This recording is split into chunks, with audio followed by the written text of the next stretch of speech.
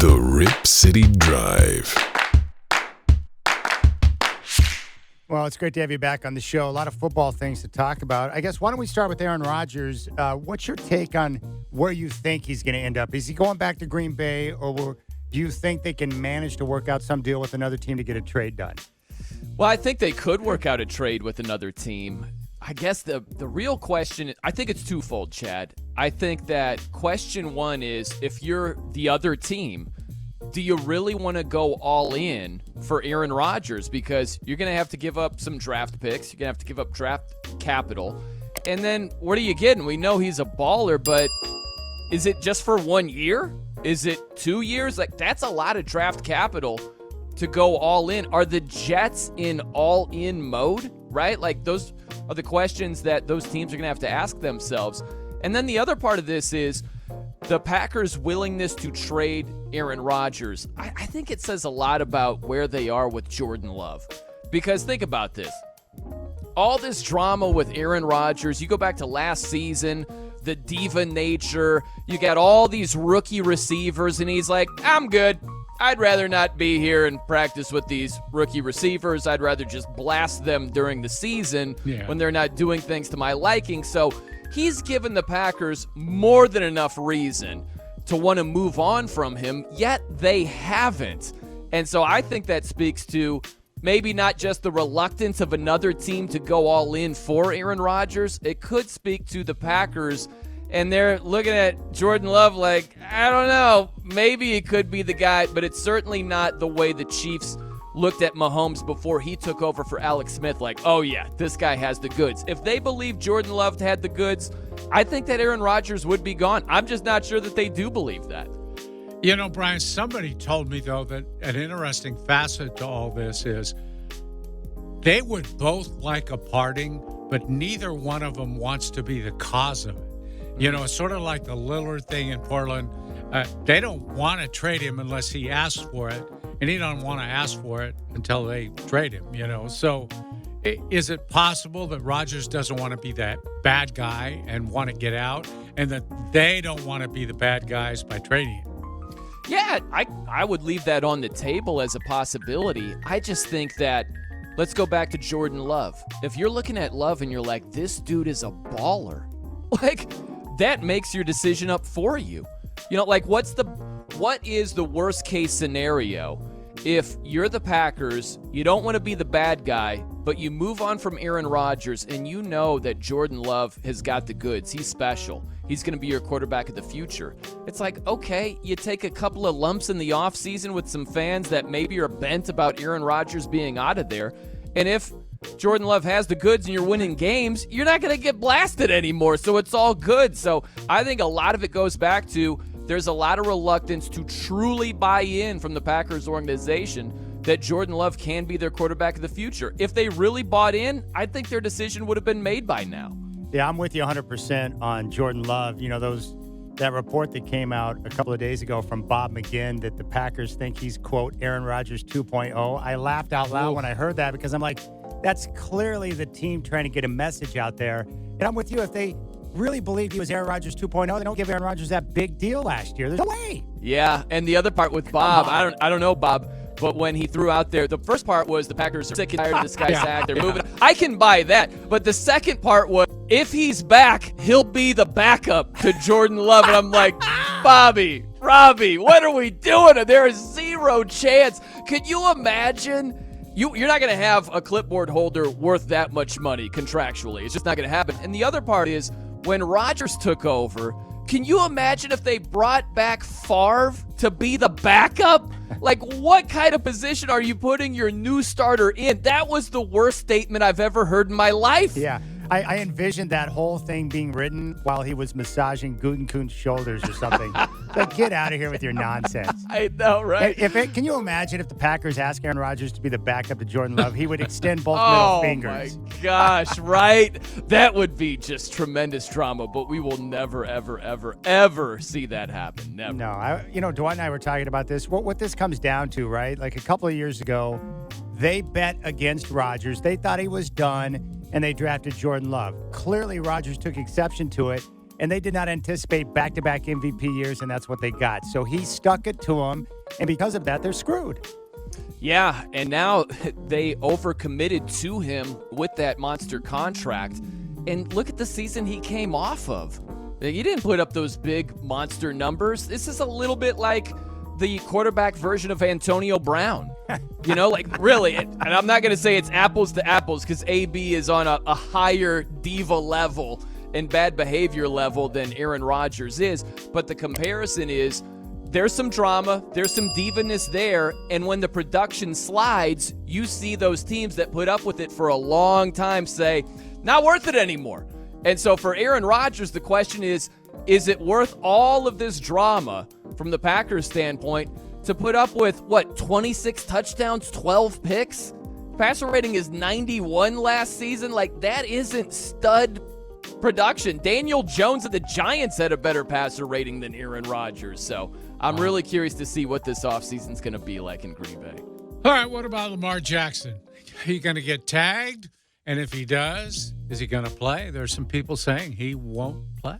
Yeah, it looks like we're heading toward a tag. And then who knows where it goes from there, Godfather, Because, you go back to that initial offer.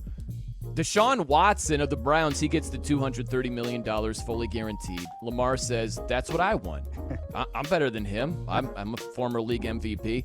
And the Ravens say, cool, how about 133 guaranteed? What do you think about a roughly $100 million less than Deshaun Watson? And he's like, what?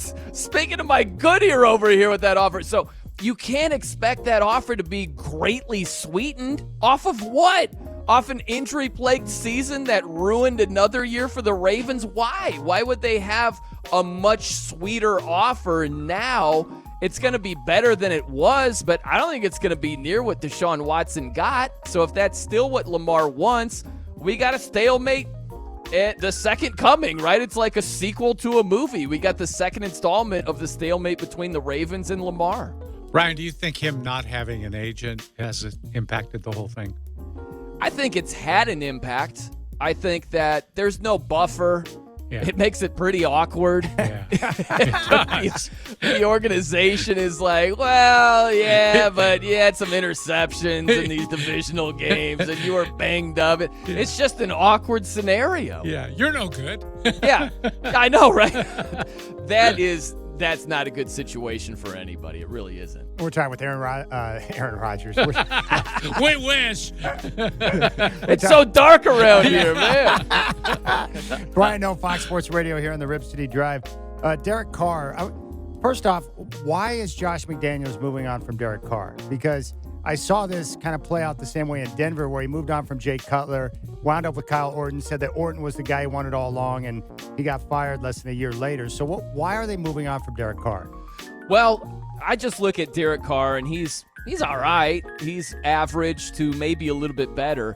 And I think they just want to be better than that. Yeah. If you look at Patrick Mahomes in the same division, I just want to see more teams try to duplicate what the Chiefs did. Mm-hmm. And I think the Raiders, goodness, you look at Derek Carr, and he had a passer rating last year of 86.3. That was 24th in the NFL. He's looking up at guys named Marcus Mariota, Jacoby Brissett, and Taylor Heineke. Like, what is that? So you're going to spend $40 million a year on that? Like, that's crazy to me. So I fully believe that the Raiders are doing the right thing. It's not to say that Derek Carr sucks and he can't play at all. It's just you want to be better than that, especially in that division. So you can do worse than Derek Carr. They might do worse than Derek Carr. But I absolutely back the idea of trying to get better than that. Where do you think a good landing spot for Carr would be? The Jets, the Panthers, the Bucks? What would make the most sense in your mind for him? Well, I think Tampa would be really good for him, where you've got Chris Godwin, Mike Evans, you've got some weapons to throw to. You've got the favorable NFC. You've got an uber favorable division right there. I like the Jets. You've got a real defense. It's something he did not have collectively over his years with the Raiders.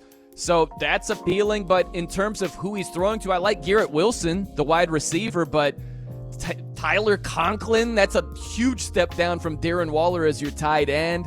The running back tandem is all right. O-line needs to be better. It's not a great situation offensively. You do get Breece Hall back, but I look at Tampa, and I think you just have a little bit more to work with in terms of who you're throwing to and the favorable conference and the division. But we'll see what happens for D. Carr. It might be gangrene when it's all said and done. Who knows?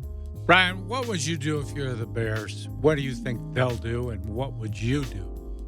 I think that they're going to stick with Justin Fields. Yeah. Because I don't know that you can sit here and say, I feel really, really strongly that whoever the rookie is, whether it's Stroud, it's Bryce Young, I feel like that is a step up from Justin Fields. I don't know that you can arrive at that conclusion with like banging the table. Like, I would bet my job, right? Because that's essentially what you're doing if you're the GM Ryan Poles. You're betting your job that you are upgrading by taking one of those rookie quarterbacks. I don't think that's where they're at. So I would stick with Fields myself. I would look to trade down if possible. And if not possible, I'd go with one of the defensive players and try to surround Justin Fields with a lot more talent a little bit later in the draft. But I wouldn't go with another rookie quarterback over Fields. I just, right here, right now, and that could prove to be painfully wrong years from now, but I just can't make the argument that, man, I would bet my job that any of these rookies are going to end up being better than Justin Fields. You got to surround him with more talent than they have and see what his true ceiling actually is. I want your thoughts on Eric Bieniemy, who is leaving Kansas City. He's going to be the offensive coordinator and assistant head coach there in Washington. And we assume it's because he wants to show what he can do without Andy Reid and establish himself as a play caller and have that identity. Is it a wise choice to leave Kansas City for Washington, a dysfunctional franchise where you're not going to have good quarterback play? I think that it makes sense to move on from KC. I don't think it makes sense to move on from KC specifically for the Washington Commanders. You know what I mean? Yeah. Like, there's got to be a better opportunity than Washington out there, right? You got to be. And so I get why, hey, look, it's sort of like he was spinning his tires in terms of trying to get that head coaching opportunity.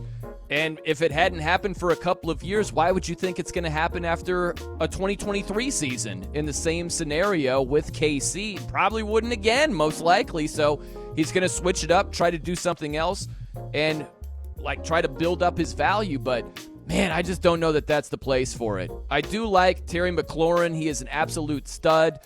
You got some talent to work with, but man, Sam Howell. Right now, Sam Howell, a fifth-round rookie last season, he's QB1. Like that, you could have Sam Howell determine the future of Eric Bieniemy, Ron Rivera. This is a do-or-die season for the current head coach, Ron Rivera. Maybe that's what EB is thinking. You just take over for Ron Rivera if it doesn't work out glowingly with your record, but the offense is pretty good. I just think, man, you go from the Chiefs, number one in most of the important categories offensively, and you go to Washington, who's like 30th, 31st in some of the important categories. That is a rough position to try to build up your value that way. Brian, what do you think the Chargers are going to look like with Kellen Moore there working with Justin Herbert? I'm excited about that. And you get Rashawn Slater back. The left tackle only played 3 games. We all know about the talent that Herbert has to throw to and how good he is. I like Kellen Moore. I think you're going to see Justin Herbert used in a little bit more boot action, kind of move the pocket a little bit, stretch the field, throw it downfield. I'm excited about that. I think that it could really be a boom for the Chargers. And I know we've been saying that for a long time, but it just feels like one of these years it's going to go right for the Chargers. I just think they have too much talent for them not to have at least 1 year where you're like, wow, they've really put it together. It might be 23. Who knows? He's on Twitter at The Noe Show. He's with Fox Sports Radio here on the Rip City Drive. Hey, Brian, always a pleasure to catch up with you, my friend. And I'm glad that you refused to interview Dwight for Barrett Sports Media. I should have put the tweet out there like, yeah, and I said no to Dwight James. I have to tell you a brief story here, Chad and Dwight. So last night, this is this is the height of ridiculousness from me, okay? So for that Lent. takes in a lot of territory. I know, that's true. Well, who knows? Maybe it's on the short list, but not number one. But so I give up a few things for Lent every year, right? It's just a shout out to big guns upstairs. You sacrifice, you give something up for about 40 days. So for years, one of the things I've done, I will only drink water. It's a small sacrifice, but whatever. You're at a restaurant, you're like, I want a soda. Whatever. Nope, just water. Nope, just everything, just water. So last night, I'm like, I've got to stock up on the Mountain Dew that is left in the fridge. And I'm telling you, man, I was only short of shotgunning Mountain Dews. I didn't have the huge, college funnel or anything. It was right up until midnight. I'm, double fisting Dew. I think I had 5 20-ounces. I think I'm still wired from last night. I didn't go to bed until after 7 a.m. last night because I was shotgunning Dews right up until midnight. Am I not ridiculous over here? Does that sound like, do you shrug your shoulders and say, yeah, it sounds about right? No, that doesn't sound like a stretch at all. No, man. If you know you're going to give something up for 40 days, you got to get in as much as you can before the cutoff line. Fat Tuesday, baby. Yes. Yes. All right, Bino. Enjoy your week, man. We'll catch up soon. All right, man. You guys have a great evening. Always good to talk ball with you.